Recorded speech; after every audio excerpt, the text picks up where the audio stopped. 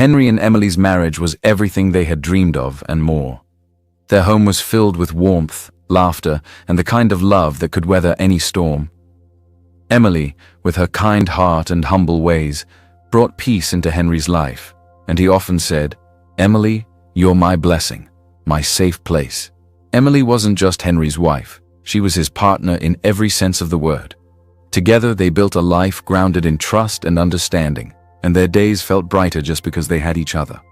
Kemi, Henry's mother, watched their love grow with pride and happiness. After everything she had been through to raise Henry alone, seeing him find a woman as sincere and loving as Emily made her heart swell. She lived simply in her small home, despite Henry's insistence that she move into his mansion. "This is where I belong," Kemi would say with a soft smile. "This house holds all our memories, our beginnings. It's enough for me." Even as she enjoyed her son's success and happiness, Kemi couldn't help but think about the past. Memories of Femi, the man who had abandoned her and Henry, crept into her mind. She rarely spoke of him, but late at night she wondered if he ever thought of her, of the family he had left behind. Did he regret his choices? Did he feel the weight of what he had lost? Meanwhile, miles away, Femi was living in a shadow of his former life. The man who once walked away from Kemi and their son now found himself completely alone. The children he had raised weren't his, and his wife, the woman he chose over Kemi, had betrayed him in the worst way. Femi sat in his small, empty house, drowning in regret. For years, he had pushed thoughts of Kemi and Henry to the back of his mind, convincing himself it was for the best. But now, as the truth of his broken family came to light, all he could think about was the life he had walked away from. "I should have stayed," he muttered, staring at a photo of Henry he had recently seen online, and how successful he had become despite not having a father in his life. I should have been there for him. For both of them, Femi's life had crumbled in ways he never expected. For years he had built a home and a family with his wife Amanda, believing it was a fresh start after leaving Kemi behind. But the foundation of his life was about to be shaken to its core. It started with a heated argument between him and Amanda. Their relationship, once built on laughter and promises, had become strained. The fights were frequent, and the distance between them grew.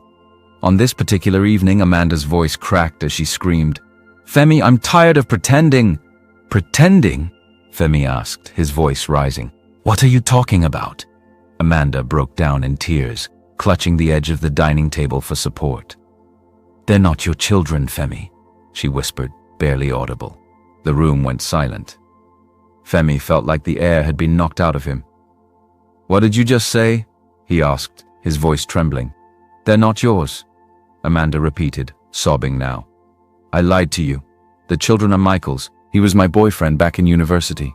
We reconnected before I met you and—" Her voice trailed off, but the damage was done.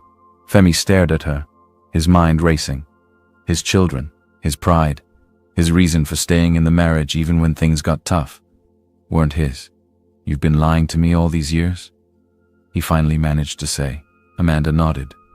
"I thought I could move on, but I couldn't. I still love him, Femi. Michael and we've been talking, and I've decided to go back to him. The kids belong with their real father." Femi felt his world collapse around him. The family he had sacrificed everything for wasn't his to begin with. He had decided to do a DNA test which confirmed Amanda's word, much to his utter dismay. And now Amanda was leaving, taking the children with her. The betrayal cut deep.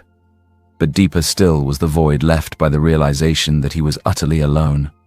He had lost his two children, children he had raised as his. Femi had met Amanda at a corporate networking event years ago. She was stunning, confident, and full of charm. At the time, he had been looking for something new, something that could erase the memories of Kemi. Amanda seemed perfect.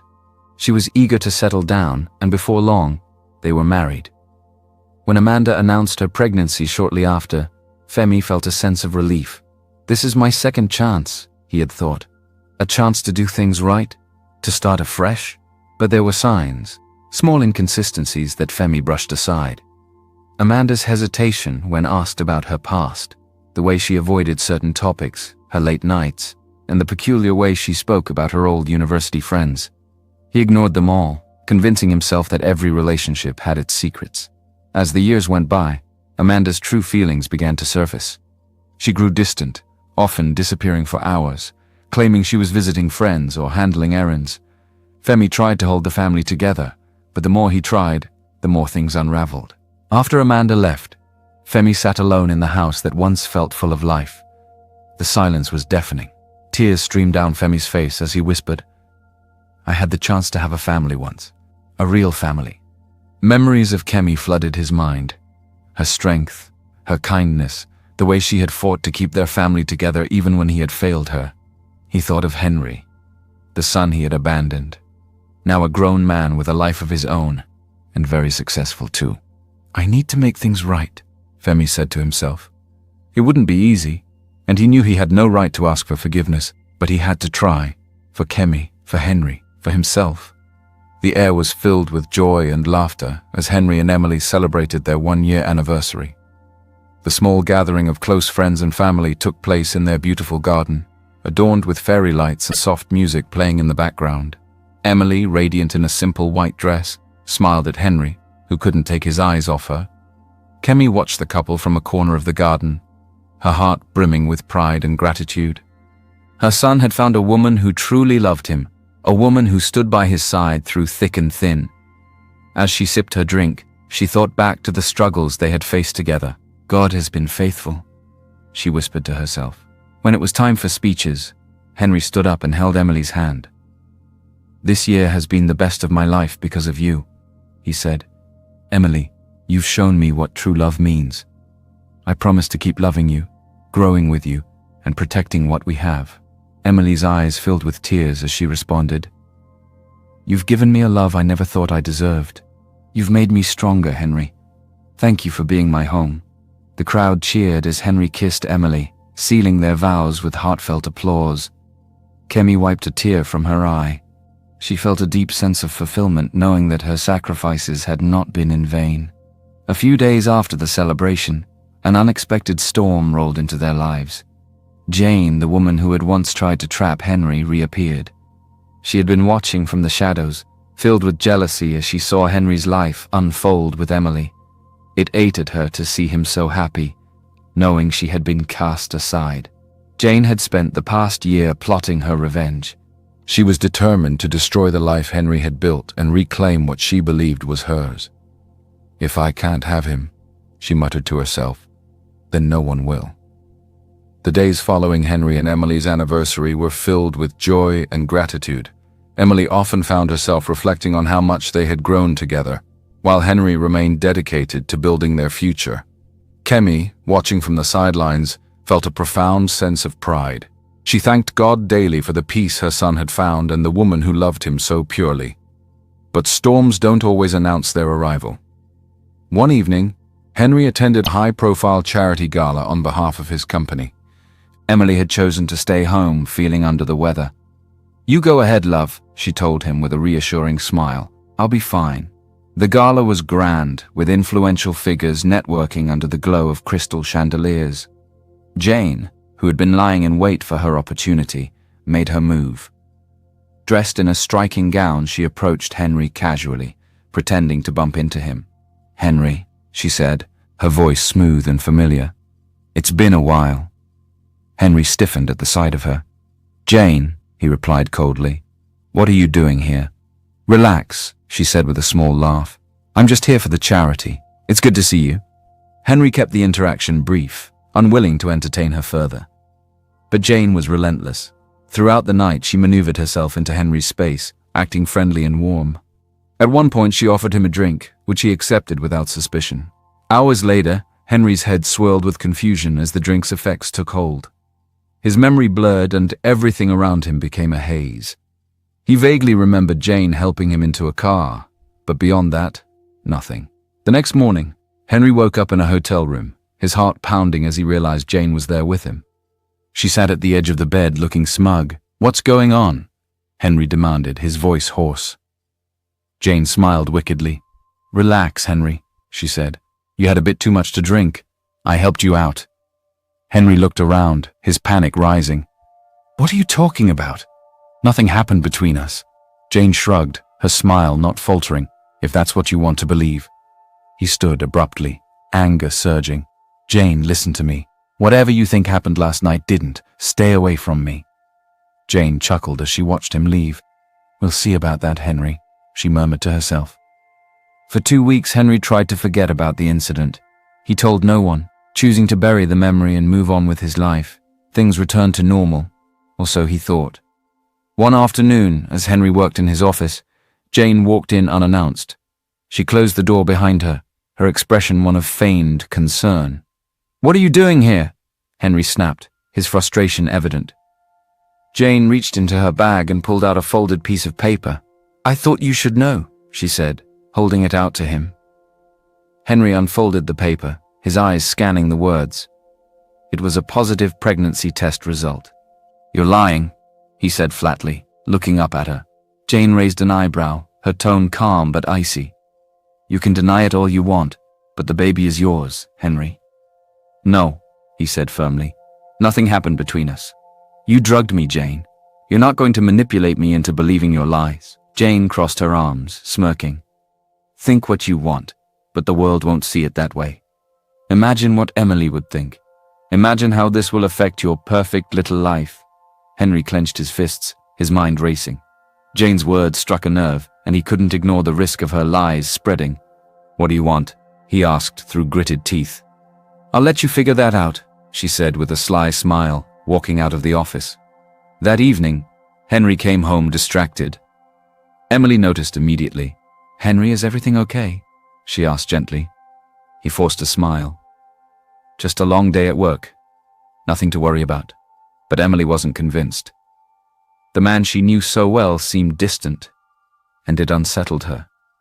Over the following days, Henry grew more withdrawn, consumed by the weight of Jane's threat.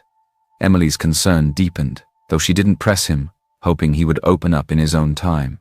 It was past midnight when Emily was awakened by the faint buzz of Henry's phone on the bedside table. She reached for it absent-mindedly, intending to turn it off so it wouldn't disturb his sleep. But the message on the screen caught her eye. It was from Jane. Don't ignore me, Henry. You know I'm carrying your child.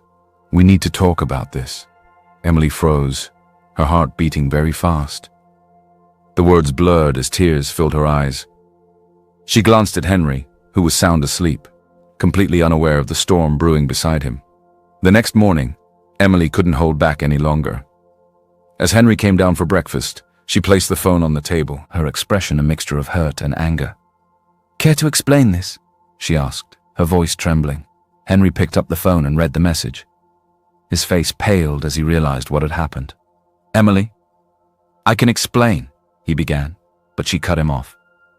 How long have you been keeping this from me? She demanded. You promised me honesty, Henry. Why didn't you tell me about this? I didn't want to worry you, Henry said, his voice desperate. Jane is lying, Emily. She's trying to set me up. Nothing happened. Then why is she saying she's pregnant with your child? Emily asked, tears streaming down her face. Do you have any idea how this makes me feel? Kemi walked into the room just as Emily broke down. What's going on here? She asked, her eyes darting between the two. Emily handed her the phone. As Kemi read the message, her expression hardened. This woman again, she said quietly but firmly. I knew she would try something like this. Turning to Henry, Kemi asked, You're sure nothing happened? Absolutely nothing, Henry insisted. She drugged me, Mom. She's trying to trap me.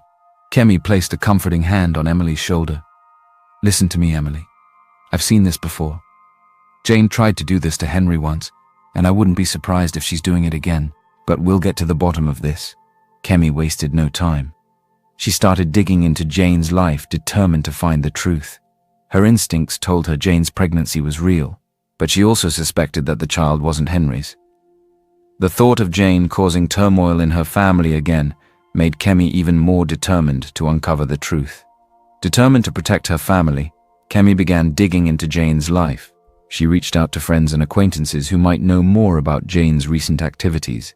It didn't take long for rumors to surface. Whispers of Jane's past relationships and questionable decisions painted a picture that confirmed Kemi's suspicions. As Kemi delved deeper, she realized she needed professional help to gather concrete evidence. During her investigation, Kemi came across Fred Adeyemi, a private investigator she hired to help gather information in his late 40s. Fred was charming, kind, and incredibly supportive of her efforts. "We'll get to the truth, Madam Kemi," he said with a reassuring smile. Over time, Kemi found herself opening up to Fred, sharing stories of her struggles as a single mother and her hopes for her family. Fred, in turn, shared how he had lost his wife 10 years ago, and his 2 children were now both married and abroad. Fred's investigation uncovered shocking evidence. Jane had been in a relationship with another man shortly before the gala, where she set up Henry. More importantly, they discovered medical records indicating that Jane had been pregnant earlier that year, but had terminated the pregnancy. Kemi's heart ached as she pieced everything together. Jane had likely conceived with someone else before her encounter with Henry, and was now trying to use her current pregnancy to trap him. As Kemi focused on gathering evidence, her phone rang one evening. The number was unfamiliar, but the voice on the other end was unmistakable. "Kemi," Femi said softly. "It's been a long time. I need to see you." Kemi's heart raced. She wasn't ready to face him, but something in his tone made her pause. "Why now, Femi?" she asked, her voice steady despite the whirlwind of emotions. "I have things I need to say," he replied. "Please, Kemi, just give me a chance." After a long silence, Kemi relented. "All right, we'll meet." Between protecting Henry and Emily from Jane's schemes and preparing herself emotionally to meet Femi, Kemi felt stretched thin. Yet she refused to give up. Her love for her son and her desire for justice fueled her every step. Each day brought new challenges, but it also brought clarity. Kemi knew that to protect her family and move forward, she had to face the ghosts of the past and the manipulations of the present head on. Kemi sat at her kitchen table, the weight of everything pressing down on her. She had spent weeks gathering evidence to expose Jane's schemes, pouring her energy into protecting Henry and Emily. But for the first time in years, she felt something unfamiliar. Hope. Fred Adeyemi had been by her side every step of the way, and his presence brought a comfort she didn't know she needed. "You're stronger than you realize, Kemi," Fred said one afternoon as they reviewed their findings. "You've carried your family through storms most people couldn't survive. You'll get through this too." Kemi looked at him, her eyes searching for the truth in his words. "Sometimes it feels like it's too much," she admitted softly. "I've spent my whole life fighting for Henry, and now it's happening all over again." Fred reached across the table, placing his hand gently over hers. "You're not alone this time," he said, his voice steady. "I'm here, and I'll stay here as long as you need me." Something stirred in Kemi's heart. It had been years since anyone had made her feel truly seen, but just as the warmth began to grow, she pulled back. The scars of her past, of Femi's betrayal, were still there. Kemi had received a message from Femi earlier that week asking to meet. She hesitated but finally agreed, driven by a mix of curiosity and lingering resentment. When they met, Femi looked like a shadow of the man she once knew. His confident demeanor had been replaced by humility, and his eyes carried the weight of years of regret. "Kemi," he began, his voice trembling. "I don't even know where to start." She crossed her arms, her expression guarded. "Start with why you abandoned me," she said coldly. Femi sighed, running a hand over his face. "I was a coward," he admitted. "I wasn't ready to be a father, and I thought walking away was the easy way out. But I was wrong, Kemi. I've been wrong about everything." Kemi felt tears sting her eyes but refused to let them fall. "Do you know what it was like?" she asked, her voice rising. "Raising Henry alone, watching him grow up without a father because you decided we weren't worth it." "I think about it every day," Femi said quietly. "I see what I lost, and it haunts me. But I'm here now, Kemi. I want to make things right." She shook her head, trying to suppress the wave of emotions. "You can't undo the past, Femi, and I can't just forgive you because you've decided it's convenient." "I don't expect it to be easy," he said. "But please, let me meet Henry. He deserves to hear it from me." The meeting between Femi and Henry was tense, to say the least. Henry, initially reluctant, agreed after much persuasion from Kemi. They met at Kemi's home, where she sat quietly in the corner, watching the confrontation unfold. "Henry," Femi began, his voice unsteady, "I don't deserve your forgiveness. But I need you to know how sorry I am. I made the biggest mistake of my life walking away from you and your mother." Henry's jaw tightened, his hands clenched into fists. "You didn't just walk away," he said, his voice low. "You abandoned us. Do you have any idea what that did to us? To her?" Femi hung his head, unable to meet his son's eyes. "I know," he said, "and I'll carry that guilt for the rest of my life. But I'm here now, Henry. I want to be part of your life if you'll let me." Henry stood, pacing the room. "You can't just show up after all these years and expect me to welcome you with open arms," he said bitterly. "But if my mother can put up with you, maybe I can try. But do not expect a loving father and son relationship." Kemi's heart ached as she watched the pain in both of their faces. But beneath the tension, she saw a glimmer of hope, a chance for healing. After the confrontation, Kemi felt emotionally drained. That evening, she found herself sitting on her porch, staring out at the stars. Fred joined her, bringing 2 cups of tea. "You did well today," he said. "It's not easy, facing the past like that." Kemi smiled weakly.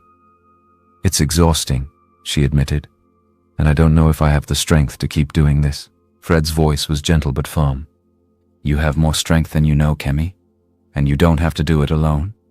For the first time, Kemi allowed herself to imagine a future that wasn't solely about survival. Meeting Femi again has helped her to heal in ways she hadn't expected, and maybe she was finally ready for a new chapter in her life. She glanced at Fred, her heart conflicted. Could she trust herself to let someone in again?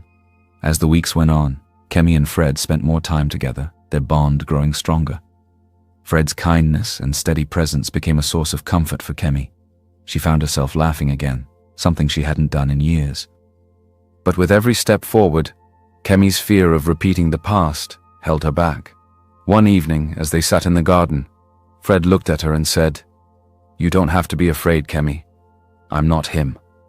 I won't hurt you." Tears filled her eyes as she nodded, finally allowing herself to hope. Kemi had always trusted her instincts, and this time they led her closer to the truth than ever. With Fred by her side, she pieced together the story behind Jane's scheme.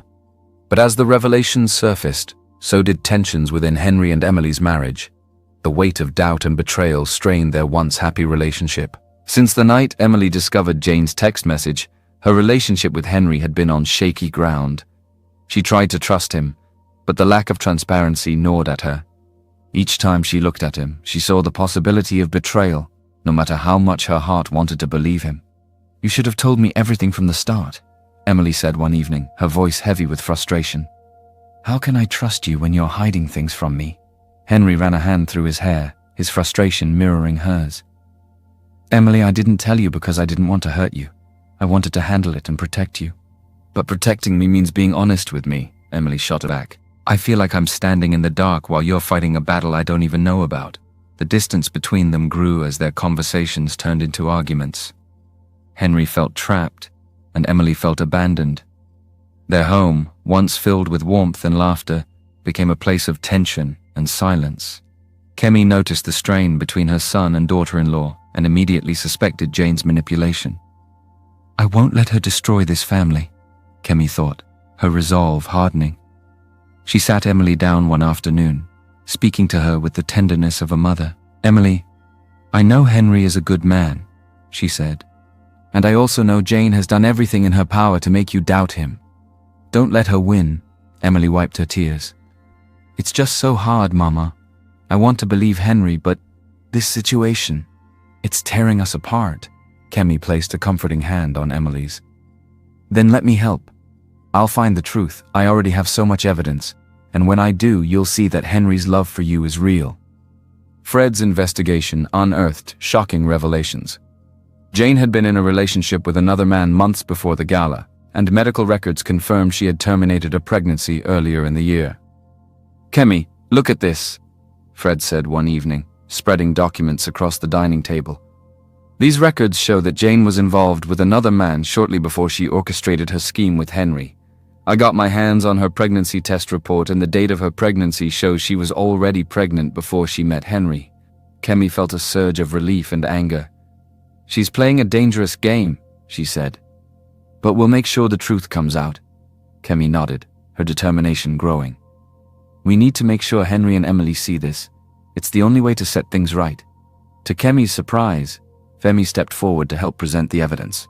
After their emotional reconciliation, he had been quietly seeking ways to make amends. "Henry," Femi said, placing the documents on the table, "I know I've failed you as a father, but I can't stand by and let someone try to ruin your life. This woman is lying, and here's the proof." Henry hesitated, looking between his mother and father. Though his relationship with Femi was still fragile, he saw sincerity in his father's actions. As Henry read the documents, a sense of relief washed over him. "So Jane has been lying this whole time," he said, his voice heavy with emotion. "Emily needs to see this." When Henry showed Emily the evidence, her tears flowed freely. "Why didn't you tell me about this sooner?" she asked, her voice cracking. "I was scared, Emily," Henry admitted. "Scared of losing you, scared of how this would affect us. But I should have trusted you from the start." Emily looked at him, the pain in her eyes softening. "We've been through so much, Henry. I need to know we can face things together, not apart." Henry reached for her hands, his voice filled with resolve. "We can, Emily.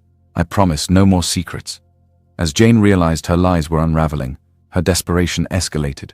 She stormed into Henry's office, demanding that he take responsibility for her pregnancy. "You can't walk away from this!" Jane shouted, her voice echoing through the hallways. "You're the father!"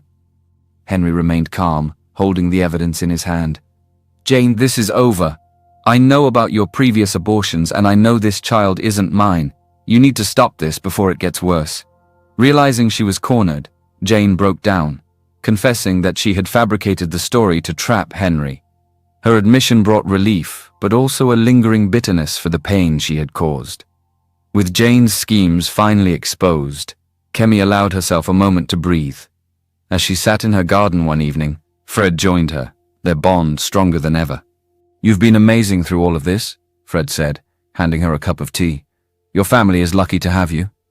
Kemi smiled, a warmth spreading through her chest. "I couldn't have done it without you, Fred. You've been my rock."